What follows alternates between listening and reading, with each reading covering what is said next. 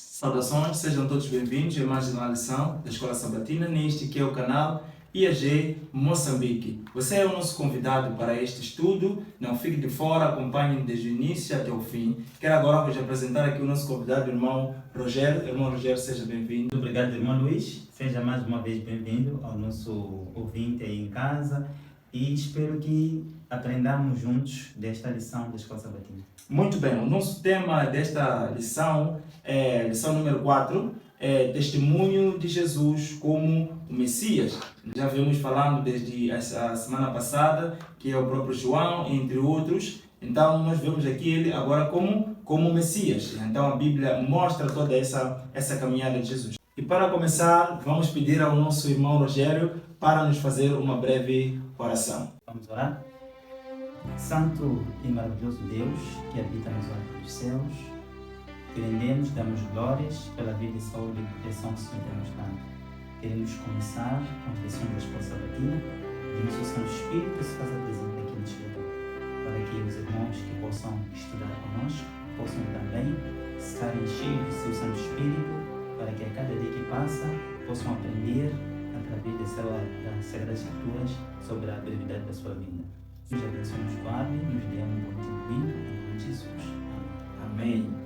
Vamos ao nosso verso áureo, que encontra-se no livro de João, capítulo 3, versos 3. Pega a sua Bíblia e junto vamos ler este versículo. Assim diz a palavra do Senhor. Em verdade lhe digo que, se alguém não nascer de novo, não pode ver o reino de Deus. Então Jesus estava a dizer claramente que se alguém não nascer de novo, então nós sabemos quais são estes processos de nascimento. A palavra nos diz claramente que quando nós estamos para nos unirmos a Jesus Cristo, depois de estudarmos e entendermos as palavras de Deus, precisamos ter um novo nascimento.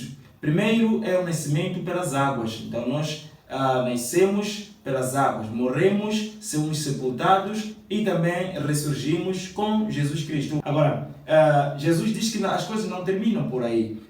Existe também uma necessidade de nascermos de novo. Estamos a falar do quê? Estamos a falar de um nascimento através do Espírito Santo, que é um processo contínuo. Então nós vamos debruçar sobre isso aqui neste tema desta semana. Então vemos aqui na lição que diz que João aponta até mesmo para os testemunhos do próprio Pai e para as Escrituras.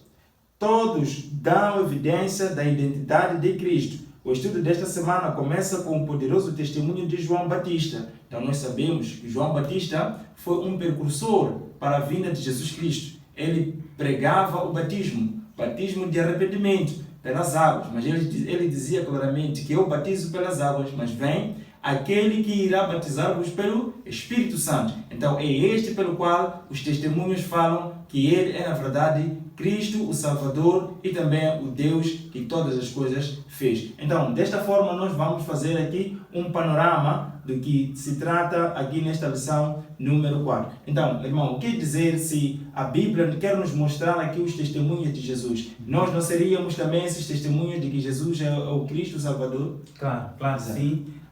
Mas quando eu olho para esta lição, quando eu pego Jesus Cristo de um lado e depois olho também os nossos patriarcas do outro lado, eu percebo que o Moisés, depois vou dar aqui a alusão também do próprio Elias e do próprio Eliseu. Quando eu vejo Elias e vejo também o Eliseu, de alguma forma eles ressuscitaram mortos, não é? Exato. Então, é o que também aconteceu com o próprio Jesus Cristo. Os milagres que Moisés fez, não é? Também Jesus Cristo, posso dizer que ele fez. Agora, como é que nós podemos diferenciar Jesus Cristo, não é, de outros patriarcas que eu acabei enumerando aqui? E também, quando eu vou para o Novo Testamento, eu olho para o Paulo e olho também para o Pedro, percebo que Pedro, assim como o Paulo, eles ressuscitaram o quê? Ressuscitaram mortos, não é? Lembremos também que naquele tempo da primeira igreja, olhamos também que os discípulos, eles expulsavam demônios, eles também faziam milagres de cura, e são milagres esses que também o próprio Jesus Cristo, ele fez. Agora, como é que nós podemos diferenciar Jesus Cristo, não é, de outros discípulos e também de outros patriarcas? Aqui encontramos já algumas particularidades, não particularidades, mas sim atributos, assim que é atributos que Jesus tem, diferentemente do que de outros que enumerei. Primeiro, mas nós vamos para o livro de João, capítulos 9, versículos 38, o que diz? Então o homem disse, Senhor, eu creio, e o adorou. Olha só, nós encontramos a história daquele cego, não é? Que ele foi curado por próprio Jesus Cristo. Então, este cego, ele parou e depois fez o quê? Adorou a quem? Ao próprio Jesus Cristo. E não temos nenhuma evidência, tanto no Antigo Testamento, assim como no Novo Testamento, que os patriarcas, assim como os discípulos, foram adorados. Não temos nenhuma evidência bíblica. E também, quando eu vou para o livro de Apocalipse, capítulos 19, versículos 10, logo na primeira parte, aqui encontramos em que um anjo, não é? Ele ia dando algumas explicações ao próprio João. Ele disse o João, então caí aos seus pés para adorá-lo. Mas ele me disse, não faça isso, sou servo como você e como os seus irmãos, que se mantêm fiéis ao testemunho de Jesus. Adore a Deus. Então, são esses atributos, primeiro, não é que nós encontramos do Messias, não é que nosso Messias é o quê? Ele, primeiro, é Deus, que ele merece ser adorado, diferentemente de outra pessoa, não é que não merece nenhuma adoração. Então, não temos aqui evidências de adoração a um santo, não temos aqui evidência de adoração a um homem, então todos nós devemos adorar o Messias. Veja que João, nesta passagem, pela primeira vez, ele havia tido esse contato com o anjo. Então, ele não sabia diferenciar este anjo se era, na verdade, o próprio Deus, ou era... Então, pela glória que existia neste anjo, ele prostrou-se e adorou, mas ele repreendeu. Mas nós encontramos aí muitas pessoas a se glorificarem com a adoração própria. Quando as pessoas lhes adoram, eles ficam felizes. Então, esses são, na verdade, são falsos, porque todos nós devemos adorar aquele que é o Criador. Se ainda não é inscrito no canal, então aproveita agora, inscreva-te no canal, compartilhe este vídeo com as demais pessoas, coloque o teu like e também dê os seus comentários, que são muito importantes. Exatamente, então os temas que vão aqui nos guiar para esta semana serão, para domingo, o testemunho de João Batista, segunda-feira, o Cordeiro de Deus, para terça-feira, os 2 discípulos de João, quarta-feira, Filipe e Nataniel, para quinta-feira, o testemunho de Nicodemos e sexta, estudo adicional. Então, nós encontramos aqui os testemunhos de João Batista. Nós sabemos que o João Batista era um grande pregador, era aquele que abria o caminho para a vinda de Jesus Cristo. Então, antes disso, ele chamava as pessoas para o arrependimento. A verdade presente se fazia sentir através do próprio João, como também a Bíblia referencia lá em Gênesis, a verdade presente para o tempo antediluviano. Vamos então para acompanhar aqui o que diz a palavra do Senhor, porque João estava no momento em que estava a pregar o Evangelho, mas pessoas foram enviadas para lhe perguntar quem na verdade ele era. Agora aqui a palavra do Senhor nos diz o seguinte, capítulo 1, versos 20, vamos começar do versos 20 até versos 23. Assim diz a palavra do Senhor. E confessou, não negou, confessou, eu não sou Cristo. E perguntaram-lhe então, quem? És tu, Elias? E disse, não sou. És tu profeta? E respondeu, não. 22 diz, disseram-lhe, pois, quem és? Para que damos resposta àqueles que nos enviaram? Que dizes de ti mesmo? 23 diz, disse, eu sou a voz do que clama no deserto, endireitai o caminho do Senhor, como disse o profeta Isaías. Quando nós encontramos lá no Isaías capítulo 40, de versos 1 a versos 5, nós vemos aqui que naquele momento, quando o rei queria passar de um lugar para o outro, então havia homens que deviam ser enviados para poder fechar buracos, para poder endireitar as curvas, para que o rei então passasse, ok? Sem nenhum distúrbio. Então, João era aquele que estava abrindo o caminho para vir o Messias, esse que é o nosso rei. Então, todos nós somos chamados a fazer a obra que João também fazia, porque nós sabemos que Messias veio e nos promete algo muito importante logo lá em João, que diz que não se turbe o vosso coração, porque eu vou para a casa do meu Pai e vou preparar-vos um lugar. E ao terminar de preparar este lugar, essas moradas, então voltarei para vir vos buscar, para que onde eu estiver, estejam vós também. Então, quem são esses que hoje estão a ser mandados por próprio Mestre a preparar-lhe o caminho para que ele passe então? Somos nós. E de que forma esse caminho deve ser preparado? Tal como o João Batista, ele preparou o caminho, não é, para a vinda, estamos a falar da primeira vinda de Jesus Cristo, do nosso Messias, nós também temos que preparar o caminho para a segunda vinda do próprio Messias. Quando eu vejo aqui o pai do João e da sua mãe Isabel, receberam algumas orientações de Deus, o que deviam fazer para poder preparar o caminho de quem? De Messias. Exato. Isto para quem? Para o próprio João, não é? Olha só, quando nós vamos para já todas as nações, ele diz o seguinte: o tempo de João Batista, a cobiça das riquezas, o amor do luxo e da ostentação se haviam alastrado naquele tempo. Os prazeres sensuais, banquetes e bebidas estavam causando moléstias e degeneração física, amortecendo as percepções espirituais e insensibilizando ao pecado. João devia assumir a posição de quê? De reformador. Por sua vida obstinente e simplicidade de vestuário, devia constituir uma repreensão para a sua época. Daí as instruções dadas aos pais de João, uma lição de temperança dada por um anjo do trono do céu. Exatamente. Olha só, aqui também encontramos o aspecto muito importante do quê? Da temperança. João, ele tinha uma missão específica aqui na Terra, que era diferentemente da missão de outras pessoas que existiam na altura. Essa missão, que era para preparar o caminho do próprio Messias, tinha que envolver o quê? A temperança, o vestuário, não é? E todos o pacote que nós também, como cristãos, nos dias de hoje, devemos o quê? Fazer. Temos que ter uma reforma, não é, do vestuário, temos que ter uma reforma também do quê? Da própria temperança, para que este Messias, não é, seja bem-vindo aonde?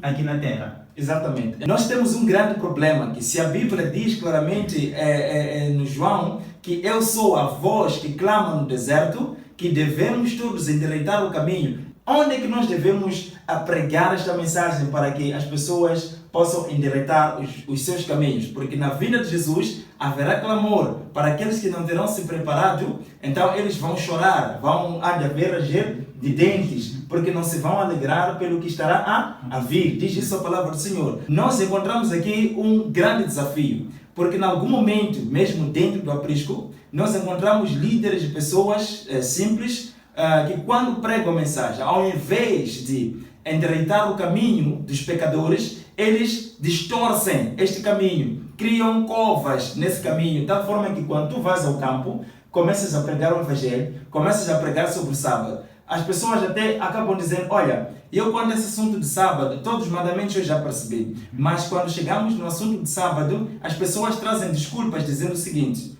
sabe, eu já escutei uma pregação do pastor não sei o que, de grande influência, que mostra claramente que a questão de sábado não é algo que salva, não é algo que está ligado à salvação. Então nós podemos sim escolher um dia, ou termos um dia em que nós adoramos a Deus, porque Deus nos adora por dia. Então nós encontramos isso fora e também encontramos dentro. Então, as pessoas defendem quase que a mesma coisa, mas o pior de tudo é que existem pastores que pregam esta mensagem, encorajando as pessoas a continuarem a pecar. E olha só, exatamente. Só muito mais para tentar continuar a sua fala. O que o Espírito de Profecia diz? Diz o seguinte: Deus não manda mensageiros para lisonjear o pecado. Exatamente. Olha só, Deus não manda o quê? Mensageiro. Exato. Para o quê? Para lisonjear o quê? O pecado. Ainda continua. Não transmite mensagem de quê? De paz, para embalar os não santificados numa segurança fatal. Depõe pesados fatos sobre a consciência do malfeitor e penetra o coração com as setas da convicção. Em outras palavras, nós não podemos acariciar o pecado. Exato. Você olhar o pecado do irmão e não falar.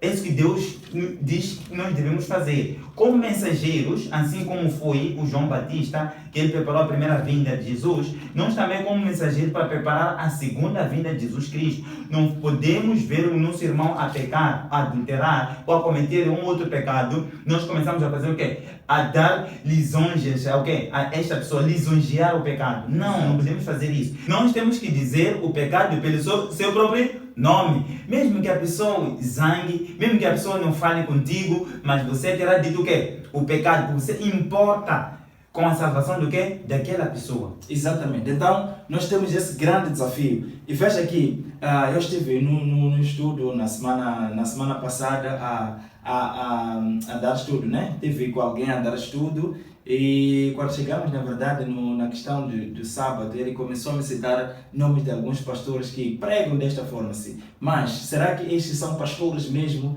que estão a fazer a mesma obra? São pastores mesmo essas pessoas? Infelizmente, não pode serem considerados esses aí pastores, pode até ter a categoria. Vamos lá, porque logo na primeira mensagem angélica, porque a palavra diz claramente, no Apocalipse capítulo 14, versos 6 a 7, diz o seguinte: viu outro anjo voar pelo meio do céu e tinha um evangelho eterno para o proclamar aos que habitam sobre a terra e toda a nação e tribo e língua e povo, dizendo o quê? Dizendo com grande voz: temei a Deus e dai-lhe glória, porque é vinda a hora do seu juízo, e adorai aquele que fez os céus e a terra, e o mar e as fontes das águas. Esta é que é a nossa mensagem.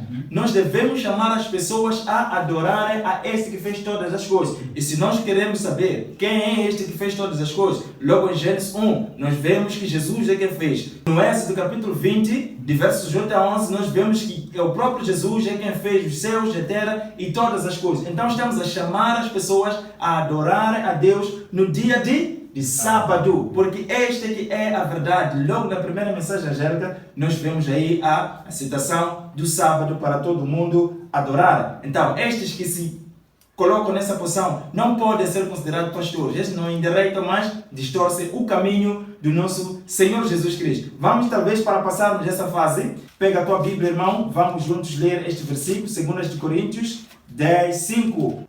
Assim diz a palavra do Senhor: destruindo os conselhos e toda altivez que se levanta contra o conhecimento de Deus, e levando cativo todo o entendimento à obediência de quem? De Cristo. Então não podemos deturpar a mensagem, mas devemos levar as pessoas a caírem no conhecimento. Todo mundo deve conhecer e ninguém tem esse direito de fazer o quê? De aumentar ou diminuir do que está escrito onde? No livro desta lei, na palavra de Deus. Diz isso aí no Apocalipse capítulo 22, de 18 a 19. Então nós devemos seguir em frente a pregar a verdade e não acariciar o pecado. Então nós estamos a falar do quê? Do Cordeiro de Deus. Estamos a falar do Cordeiro de Deus. Eis o Cordeiro de Deus que faz o quê? Que tira o pecado de onde? Do mundo. Então Jesus é quem tira o pecado do mundo.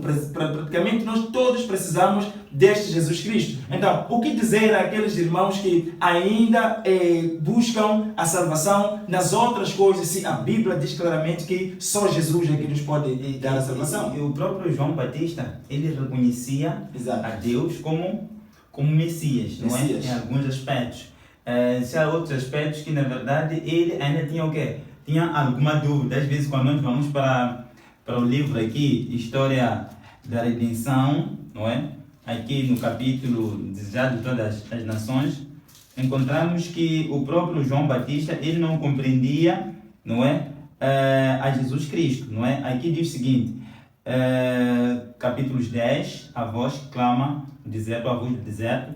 João não compreendia plenamente a natureza do reino de quê? Do Messias. Olha só, esperava que Israel fosse liberto de seus inimigos nacionais, mas a vinda de um rei em justiça e o estabelecimento de Israel como nação santa era o grande objetivo de sua esperança. Assim acreditava se viesse a cumprir a profecia dada em seu nascimento. Olha só, nós encontramos esta mensagem a se efetivar quando o próprio João Batista ele foi preso, não é? Ele teve que mandar pessoas para perguntar se Jesus Cristo era o Messias ou não, aquele que ele o aguardava ou não. Exato. Mas encontramos que o próprio João Batista, ou o próprio Jesus Cristo, ele deu a sua própria resposta, não é? Que as pessoas conseguem o quê? Ver aquilo que ele está fazendo. Exatamente. Não é? Então, é claro que a missão de João Batista já estava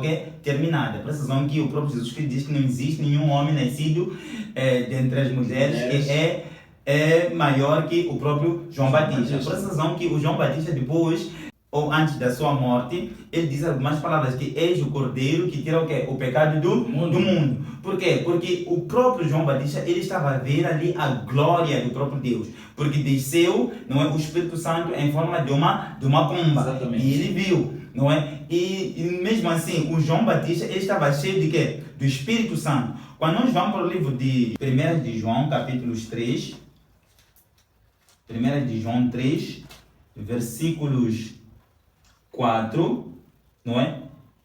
Diz o seguinte: todo aquele que pratica o pecado transgride a lei. De fato, o pecado é a transgressão de quê? Da lei. Vocês sabem, versículo 5, vocês sabem que ele se manifestou para tirar o quê? Os nossos pecados, e nele não há o quê? Não há pecado. Todo aquele que nele permanece não está no pecado. Todo aquele que está no pecado não o viu nem o conheceu. Exatamente. Não é? Então, aqui encontramos o próprio João Batista a reconhecer que os pecados só podem sair através do quê? Do Cordeiro, por intermédio do quê? Deste Cordeiro. Porque em nenhum momento o próprio João Batista ele podia perdoar o quê? Os pecados das pessoas que ele batizava. Exatamente. Mas quando ele olha para Jesus Cristo, ele diz o seguinte, que este é o Cordeiro de Deus que tira o pecado do mundo. Automaticamente tinha certeza que os pecados só podiam ser tirados por intermédio de quê? Do próprio Jesus Cristo. Exatamente. Algo muito espantoso aqui. A palavra de Deus diz claramente no João que se me amardes, guardareis os meus mandamentos. Mas existe um contraste muito grande. Quando este povo ouviu João dizendo: eis o Cordeiro de Deus que tira o pecado do mundo, enquanto o povo esperava uma glória, um poder deste Messias, eles viram alguém muito simples, que não devia. Então, isto na verdade criou uma decepção. Quero ler aqui no livro de José de Todas as Nações, capítulo 14, na página 87.3. Diz o seguinte: para a multidão, no entanto, parecia impossível que aquele que era designado por João se pudesse relacionar com suas elevadas antecipações. Assim, muitos ficaram decepcionados e grandemente perplexos. Diz assim: as palavras que os sacerdotes e rabis tanto desejavam ouvir, de que Jesus havia de restaurar então o reino a Israel, não foram proferidas. Por um rei assim haviam eles esperado ansiosamente. Tal rei estavam prontos a receber, mas um que buscasse estabelecer-lhe no coração um reino de justiça e paz, não o aceitaram ou não o aceitariam se não trouxesse a paz que eles queriam, sendo eles libertados do jugo de Roma. Então eles não o aceitariam. Agora, quem é primeiro a amar? Quem é primeiro a colocar uma condição? Se Deus diz: se me amardes, guardareis os mandamentos e esses mandamentos te darão paz. Então a paz nós só podemos ter com Jesus se nós guardarmos os mandamentos. Mas o povo ficou decepcionado porque eles haviam na sua mente colocado o quê? Uma condição. Se este não nos tirar do jugo de Roma, então nós não o aceitaremos. Mas quem coloca a primeira condição é o próprio Jesus, porque ele antes de nós já nos tinha amado. Então ele foi o primeiro a nos amar. Por isso, no livro de João, capítulo 3, verso 16, diz que porque já de muito tempo Deus amou o mundo. Então, quantas pessoas hoje vivem nesta condição de colocar condições para Deus? Se Deus não me fizer isso, eu não posso acreditar. São muitas pessoas. A sensação que muitas pessoas estão se perdendo hoje em dia. Exatamente. Porque começam a dar exemplos desnecessários. Dizer, se Deus existe, por que existem muitas pessoas a sofrer? Exato. Não é? Estão a colocar condicionalismo ao próprio Deus. Por que Deus não pode dar de comer os famintos? Está percebendo? Não é? Por que esse Deus não pode, por exemplo, fazer com que aqueles que estão a sofrer aí possam ter um teto? Exato. Está percebendo? Não é? Exato. Então, coisas que nós podemos fazer e nós queremos colocar para que Deus o que faça. Até porque, ainda nessa perspectiva, irmão, nós agora estamos a viver uma situação muito crítica, por exemplo, no nosso país, ok? Em que as pessoas, quando vê a tamanha confusão que existe governamental, as pessoas ficam se perguntando: se este Deus existisse, ele não permitiria tais coisas, Sim, não é? Então, vão acabando se afastando de Deus, por Exato. causa de colocar Condições para Deus. Mas o que acontece? Deus, na verdade, ele não muda. Não é? Exato. Ele te diz uma coisa: se tu guardar os meus mandamentos, é claro que muitas coisas, na verdade, podem vir a acontecer. Mas você terá uma paz. Exato. Uma paz Deus. eterna. Está percebendo? Não é? Não uma paz temporária. Não é? É uma paz interna. Esta que Deus te dá. Enquanto quando tu colocas esses condicionalismos, em nenhum momento você vai ter paz dentro de ti. Sim. Olha só, vamos lá ver para o próprio Noé. O que terá acontecido com Noé? Noé, simplesmente, Deus disse uma coisa: Noé, se tu acreditas em mim, por favor, faça isto. O que aconteceu com Noé? Ele criou a arca porque Deus disse: Noé, salve-se você e a sua família. E Noé salvou. Podemos encontrar vários patriarcas. Exatamente. Primeiro é Deus, depois nós temos que acreditar nas palavras que Deus faz para nós, ou nos dá. Sim. Então, nós vemos que nesta pregação de João também houve os discípulos que estavam com eles. Então, estes, quando estavam com João, eles ouviram João a dizer: eis o Filho de Deus, eis o Cordeiro que tira o pecado do mundo. Exato. Então, estes homens, fora do que era a natureza dos sacerdotes, dos fariseus, eles ouviram o testemunho, seja lá no céu, e eles ouviram o testemunho, eles viram o testemunho quando desceu a pomba, que era o Espírito Santo, e também ouviram a voz de Deus, reconhecendo que este é o Filho de Deus, em qual não me comprazo. Então, estes dois discípulos não foram incrédulos como os outros, ouviram a mesma palavra, mas a decisão foi diferente. Então, eles pularam para quem? Para o próprio Jesus Cristo. Então, eis que nós vemos aqui os dois primeiros discípulos de quem? De Jesus Cristo. Para dizer o quê? Para dizer que João era um tipo de Jesus, que tinha discípulos, e quando veio a realidade, então eles não perderam o quê? Mais tempo. Então, quantas pessoas hoje, irmão, encontram-se nessa situação de duvidar quando alguém, de forma simples, não seja um pastor ou não tenha algum cargo na igreja, ok? Eles banalizam a mensagem, mas quando é um pastor, eles vão. E veja que os judeus, esses fariseus, haviam visto Jesus como um homem muito simples que não poderia se enquadrar nos padrões que eles haviam criado na sua mente. Mas estes discípulos de João, quando ouviram essas palavras, eles não tiveram dúvida. Então foram ter com Jesus. Quantas pessoas vão perder salvação se a mensagem é dada, mas ainda precisa de uma posição especial para acreditar na palavra? Na verdade, é você colocar uma coisa na sua mente que ninguém pode me tirar. Exato. Aquilo que eu coloquei na minha mente, tal como aconteceu com os fariseus, não é? Muitos deles, quando, por exemplo, falo aqui não do fariseu, mas posso falar aqui do próprio Pilatos, posso falar do próprio Herodes, que eles tiveram o privilégio de se encontrar com quem? Com o próprio Jesus Cristo, não é? O próprio Pilatos viu a glória de Jesus Cristo, mas ele ficou incrédulo em o quê? Em não deixar Jesus Cristo, não é? Ir. Porque ele sabia que se ele deixasse Jesus Cristo sair, automaticamente o seu trono ia ser retirado. Então, ele preferiu preservar o seu trono do que sacrificar o inocente. Não é? Exatamente. Agora, quando nós falamos dos dois discípulos, estamos a falar aqui do João e do André, não é? Que foram os primeiros discípulos de quem? De Jesus Cristo. Não é? Olha só, primeiro encontramos o próprio Jesus a chamar o quê? O André. Quando eu vou para a história da redenção, encontro uma passagem muito importante aqui. Diz o seguinte: André buscou comunicar o júbilo que lhe enchia o quê? o coração. Exato. Não é? Indo à procura de Simão, seu irmão, exclamou: achamos o quê? O Messias. Aqui encontramos o André a não ficar com a mensagem de achamos o quê? O Messias. Aqui encontramos também o que nós devemos fazer nos dias de hoje, que é pregar o quê? O Evangelho. Encontramos o André, ele a pregar o Evangelho. O que aconteceu com Simão? Simão não esperou segundo o convite.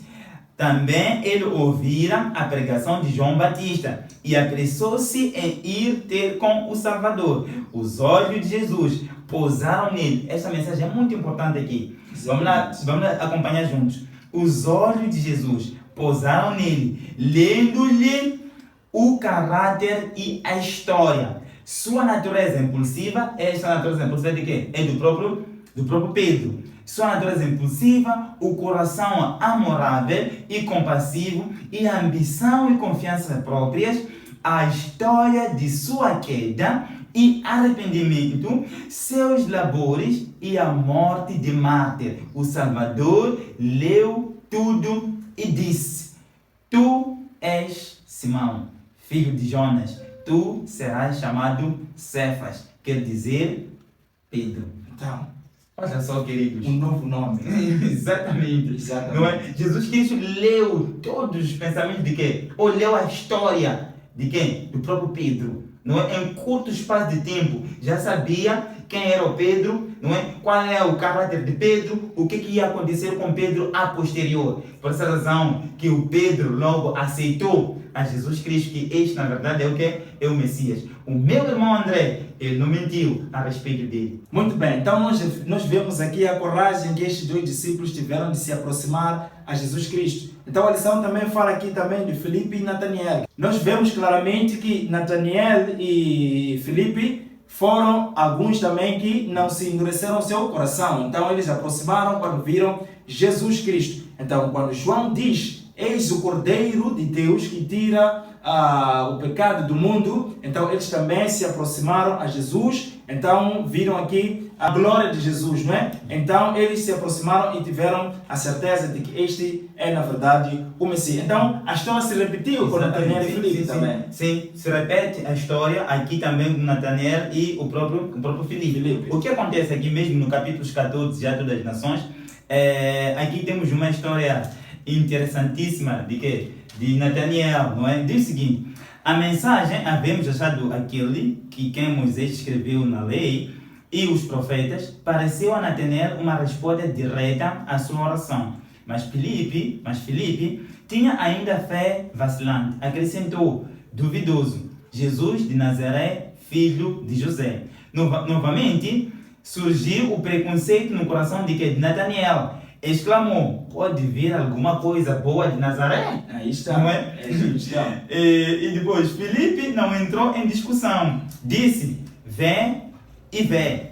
Jesus viu Nataniel, assim como Jesus Cristo viu quem? A Simão Pedro. Exatamente. Não é? Diz que Jesus viu a quem? A Nataniel vir ter com ele e disse dele: eis aqui um verdadeiro israelita em quem não há dolo. Isso encontramos no de João capítulos 1, versículos 46 e 47. Surpreendido, exclamou Nataniel: de onde me conheces tu?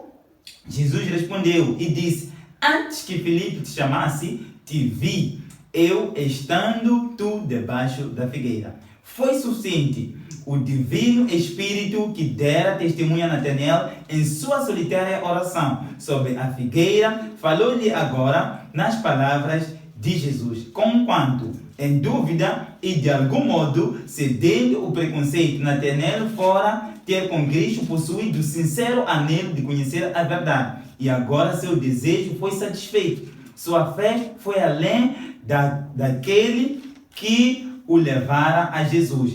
Respondeu: Rabi, tu és o Filho de Deus, tu és o Rei de Israel.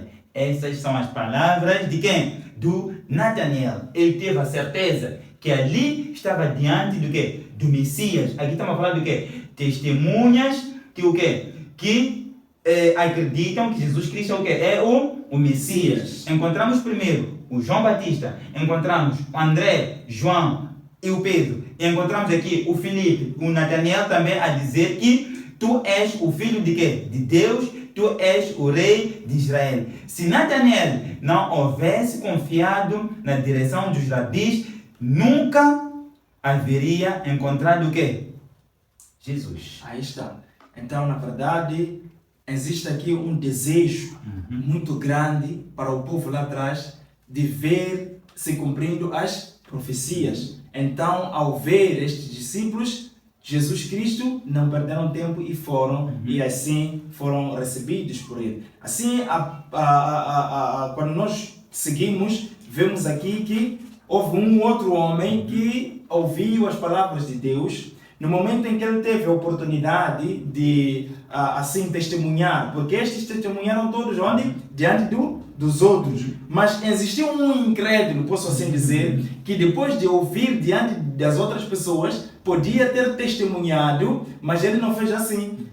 Ele procurou Jesus em particular, de noite, para fazer o quê? Para poder reconhecer-lhe que este é o Messias, Filho de Deus. Quando nós lemos João capítulo 3, de 1 a 21, nós vemos o exemplo de Nicodemos. Olha, nós conhecemos muito bem esta história.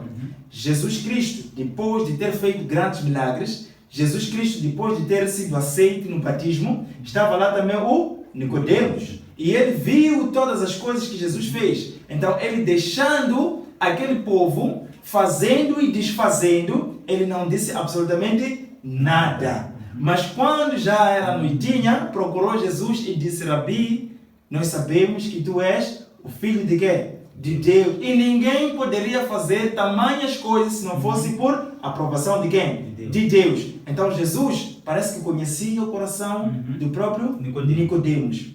Então, nós, hoje em dia, encontramos pessoas que diante de um debate na igreja, quando alguém levanta-se e responde de forma errada, muitas pessoas não têm se levantado para repreender aquele mal. A Bíblia diz, o Espírito de Profecia também diz, que um erro cometido em público deve ser repreendido em público. Mas nós encontramos muitos Nicodemos hoje. Verdade ou não, irmão? Muita verdade. Exato. Aqui encontramos o Nicodemos diferente de outros fariseus. Exato. Mas embora ele também era um dos fariseus. Exatamente. Né? Mas ele não foi diferente dos fariseus. Ele em nenhum momento ele procurou tirar vantagem, não é, naquilo que Jesus Cristo fazia. Enquanto os outros costumavam fazer o quê? Tirar vantagem, não é? Por que você faz isto enquanto os outros não fazem? Tá percebendo, não é? Será que você é vindo de Deus? Então eles sempre questionavam Jesus Cristo. Mas o que aconteceu com Nicodemos? Ele vai ao encontro de Jesus Cristo, de noite. O Nicodemos estava ali para debater teologia, não é? Com o próprio quê? Com o próprio Jesus Cristo. Não, ele queria alguma coisa diferente daquilo que ele conhecia, tá percebendo, não é? Para ter uma explicação do próprio quê? Do próprio Jesus Cristo. Primeiro que ele lançou uma questão: ninguém pode fazer o que tu fazes se não for enviado de quê? De Deus. Então me explica, o que eu tenho que fazer? Aí encontramos o quê? A resposta de Jesus Cristo. Irmão, quer falar, né? Uma questão curiosa aqui. Me parece que o Nicodemos, ele no início não queria saber o que ele devia fazer, porque Jesus nunca nos dá uma situação, nunca nos coloca numa situação em que nós mesmos não tenhamos um escape. Então Nicodemos tinha uma posição significativa dentro do povo lá atrás. Sim. Então quando ele aparece para o mestre, parece que queria se falar de mestre para mestre. Então não porque ele não sabia o que devia fazer, mas queria testar Jesus. O que Jesus vai dizer? Será que ele vai aprovar a sua posição atual? Ou Jesus tinha mais do que isso, lhe dizer que ele tinha que ter o quê? Uma vida nova, ok? Por essa razão, que quando nós lemos logo aqui no verso áureo, esta resposta foi dada ao próprio Nicodemos. Disse Jesus: então, em verdade lhe digo que se alguém não nascer de novo, não pode ver o reino dos céus. Então, Nicodemos, ele tinha uma perspectiva de chegar a encontrar Jesus e lhe aprovar a sua posição. Mas Jesus lhe repreendeu em dizer isso, porque sabia que diante dos outros ele podia ter dito essas palavras. Tu és filho de Deus. Quantas pessoas teriam sido conversas naquele momento? Muitas. É assim, na verdade, a história de Nicodemos, assim, que é uma história que serve de lição para nós, Exato. desde hoje. A posição de Nicodemos era uma posição favorável, não é? Não lhe faltava nada. Quando nós vamos para Jesus Cristo é uma pessoa que, de tanto ele andar, não é? Podemos dizer que os pés deles ficavam sempre o quê? Empoeirados. Exato. Não é? Então, precisamos que aqui podia haver um deslize, não é? Na parte do quê? Do Nicodemos, para quem? Para Jesus Cristo. Por essa razão que ele foi de noite. Ele não queria ser visto. Mas encontramos que Jesus Cristo teve que antecipar, não é? Aquilo que Nicodemos não estava a pensar. Não é? Porque em nenhum momento pensava o nascimento de novo. Por essa razão que o próprio Nicodemos disse, como eu tenho que voltar no ventre da minha mãe e nascer de novo? Como é que isso é possível? É quando Jesus Cristo continua. Que, na verdade, o que você deve fazer? No livro de João capítulo 3, diz o seguinte, Nicodemos, versículos 5. Jesus respondeu, digo a verdade, ninguém pode entrar no reino de Deus se não nascer da água e do Espírito. Esta é a resposta de Jesus depois, não é, da pergunta que o próprio Nicodemos lançou para Jesus. Então, é por essa razão que o próprio Jesus Cristo diz que não. Nicodemos, te falta alguma coisa na tua vida. Exatamente. Para que você faça o quê? Alcance o reino dos céus. Você precisa se arrepender dos seus pecados. Por quê? Porque quando nós nascemos da água, conforme eu disse muito na introdução, que nós temos que fazer o quê? Temos que cair no arrependimento, que ao entrar na água, nós estamos a dizer o quê? O meu velho homem está sendo sepultado onde? Nas águas. Exato. E quando eu saio das águas, aí nasce um novo homem. Não é? Que depois disso, aí aparece um outro processo, que é o processo de quê? De santificação. Que dia após dia, eu tenho que me santificar para que eu alcance a perfeição e caráter de Cristo. Sabemos nós que antes de Jesus Cristo voltar, nós teremos vencido o pecado. Por essa razão que este processo é diário até que Cristo volte. Então nós temos aí a doutrina adventista do sétimo dia, que mostra-nos a justificação, mostra-nos a santificação e depois vem a glorificação. Então, como Cristo também foi glorificado, nós também seremos glorificados. Por essa razão que nós temos a esperança da volta de Jesus Cristo para vir nos buscar, vai nos ressuscitar e vai nos glorificar. Corpo nenhum irá ao céu enquanto está numa situação de pecado, como estamos neste exato momento. Então, para tal, queremos desta forma convidar o irmão, se gostou deste vídeo, então coloque aí o seu like, compartilhe para as demais pessoas, aproveite também, inscreva-se no canal e dê também os seus comentários. Queremos desta forma pedir aqui ao irmão para dar os últimos apelos para o irmão que esteve conosco a estudar esta lição. Muito obrigado, irmão Luiz, e ao irmão que está aí. A busca de Jesus Cristo não é amanhã. Exato. É hoje. Eu não sei o que vai acontecer consigo amanhã e eu também nem sei o que vai acontecer comigo amanhã. Porque o dia de amanhã pertence ao quê? Ao próprio Deus. Exato. Então é este o momento em que todos nós devemos cair de joelhos e pedir que Deus possa perdoar os meus pecados. E a partir de agora, eu tenho que abandonar todos aqueles pecados conhecidos, para que eu viva um processo de santificação. Agora, se ainda você não é batizado, por favor, procure uma igreja próxima, não é? Estamos falando da igreja 27º dia, estude mais a Bíblia, não é? Com outros irmãos aí, e você vai entender mais daquilo que nós estamos a falar acerca da misericórdia de Deus.